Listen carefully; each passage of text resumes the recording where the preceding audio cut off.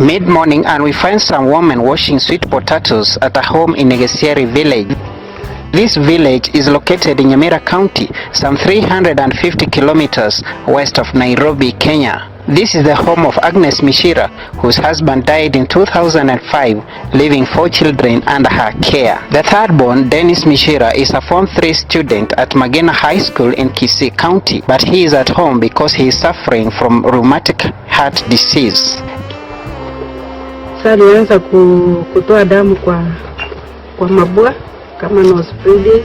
Dennis grew well until 2009 when he started developing complications. But it was until December 2015 when it worsened. He has been to various hospitals including Nyamira, Kisii Level 5, Moi Teaching and Referral and Mata Hospital in Nairobi. It is in Moi Teaching and Referral Hospital where it was concluded by medics that he is suffering from the heart condition. He is supposed to undergo heart surgery at Mata Hospital in Nairobi. Tufanye mchango mpaka ikae 1.5 million.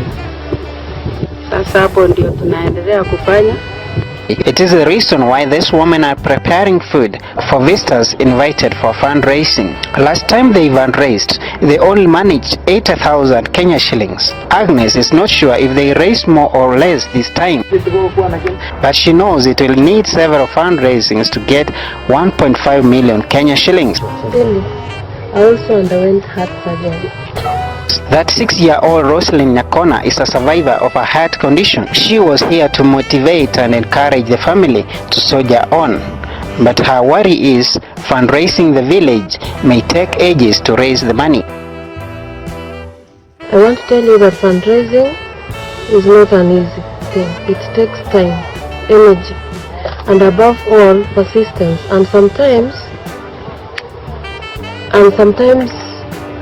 many stories come in trying to discourage you, like people used to say, oh, my dad is raising money to go and pay for a loan, such things. But I was never discouraged. We fundraised, a whole church gave me 4,000 shillings. To cut the story short, since I'm not writing a book, and I went surgery, and it was successful. That's why I have to fight with you. I have to fight with the other children who need my support. They need to undergo surgery and live to tell their stories as I'm here to tell mine today. I want to be a lawyer in the future so that I can help my mother. Dennis dreams of becoming a lawyer after school so that he can support her mother. 2 of Agnes's kids are in university, while the last one is in primary school. It is a tall order for the family.